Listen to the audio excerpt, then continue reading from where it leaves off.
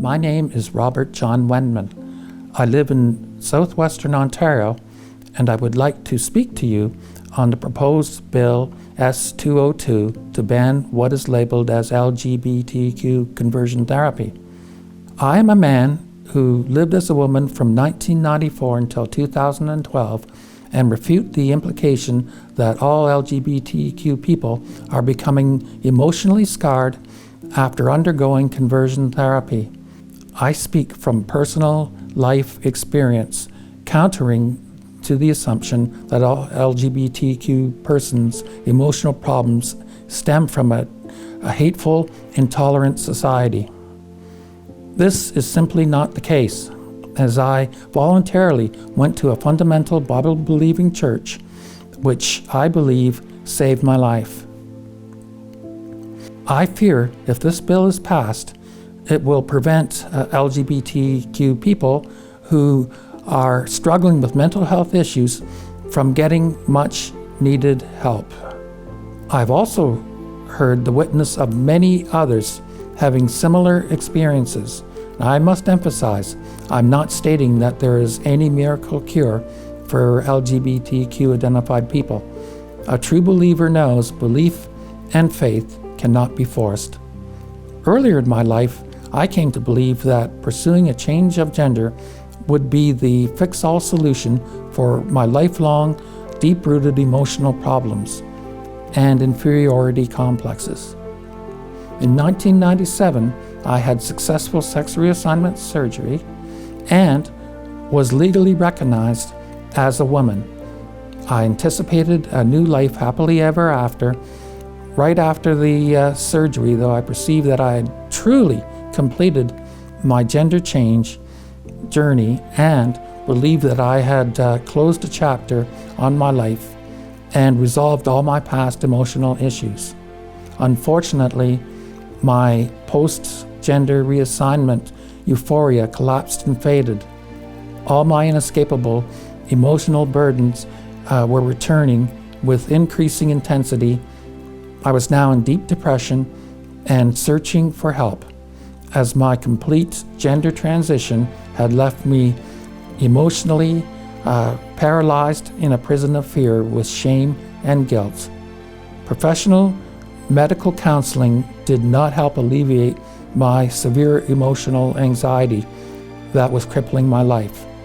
In truth, my sex reassignment surgery only made my emotional problems worse. I remember going to my family doctor and bursting into tears, coming to realize my gender transition was a failure. I was given antidepressant medication and recommended for counseling. Unfortunately, mental health counseling was of no help.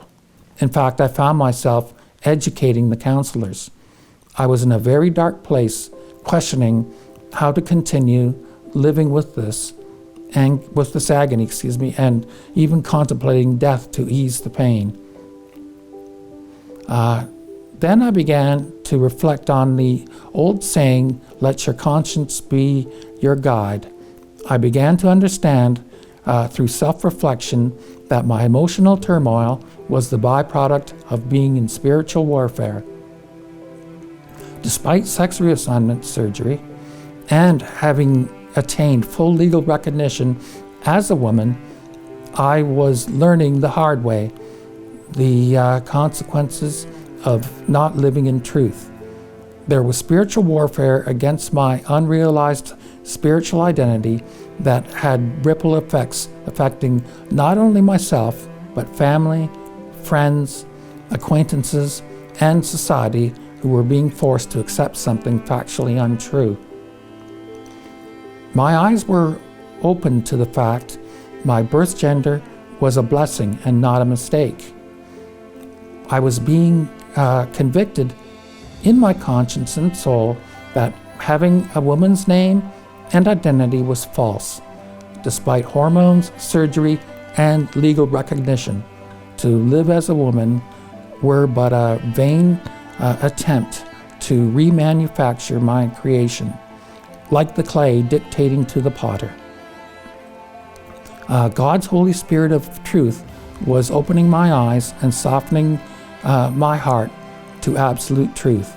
I became convicted that I must live in truth, and therefore changed all my identity back to my given male birth name.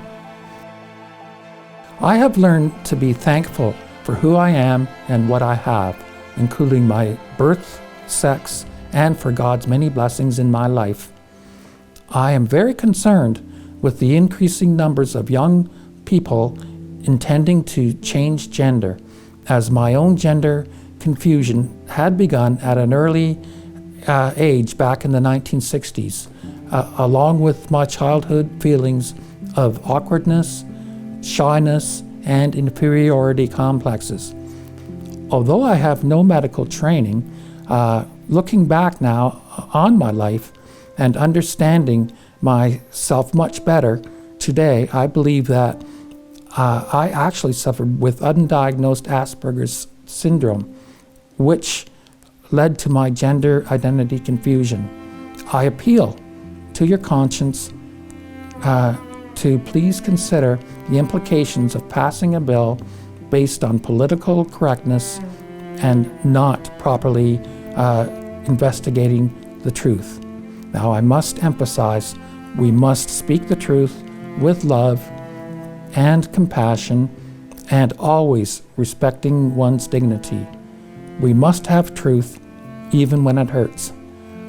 Dear Senators, please vote against Bill S-202 to ban therapy for unwanted gender identity confusion. I sincerely hope that the sharing of my own personal experiences will help you to make the very best decisions for Canadians struggling with gender confusion. I thank you for allowing me to tell you my story.